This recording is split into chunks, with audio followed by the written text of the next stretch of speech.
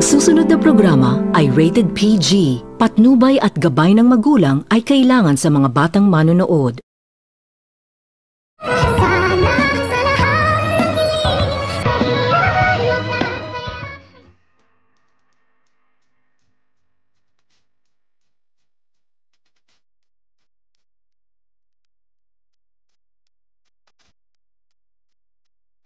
Ito makapaniwala itong si Dr. Carlos nagising na umano ng tuluyan itong si Don Pipi kung kaya't labis-labis itong nag-alala itong si Dr. Carlos dahil malalaman na umano nila ni Lynette at ni Giselle at ni Dr. Tanyag ang katotohanan na matagal na nilang tinatago na sikreto nila ni Moira.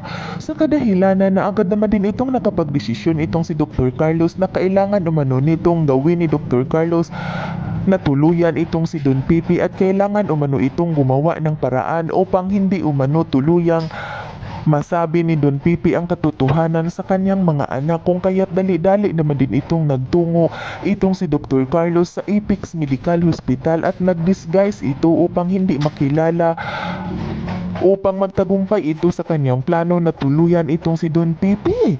Ngunit nang makarating na itong si Dr. Carlos sa room ni Don Pipi ay hindi nito sukat akalain Dr. Carlos na hindi ito magtatagumpay nang makita nito ni Dr. Carlos na kayakap na ni Giselle ang kanyang ama sa kadahilanan na hanggang tingin lamang itong si Dr. Carlos at agad itong nakapagsalita na hindi umano maaari nagising nga itong si Don Pipi at malalaman na umano nila ang totoo.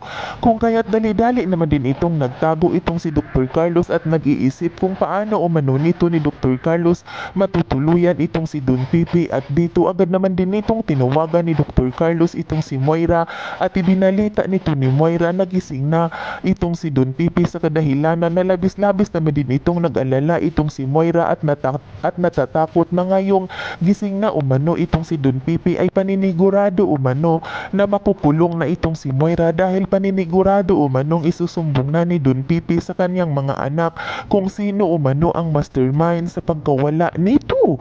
Kung kaya't agad naman din itong tinawagan ni Moira ang kanyang anak na itong si Zoe pagkatapos nilang mag-usap ni Dr. Carlos at dito lalo itong natatakot itong si Zoe nang sinabi ng kanyang mami nagising na umano itong si Don Pipi kung kaya't nanginginig itong si Zoe sa takot at sinabi nito ni Zoe sa kanyang mami na paano na umano kapag isumbong na ng kanyang lulo na siya umano ang tumulak nito sa bangin kung kaya't nahulog umano itong si Don Pipi.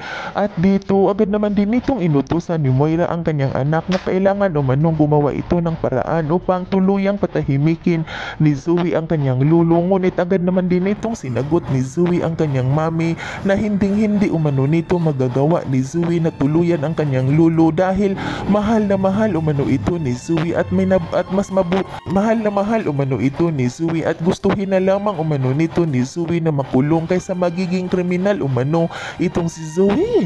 Yan ay ating aabangan sa susunod pa na pangyayari sa kaganapang ito ng abot kamay na pangarap. Huwag mong kalimutang isubscribe at i-hit ang notification bell ng aking channel.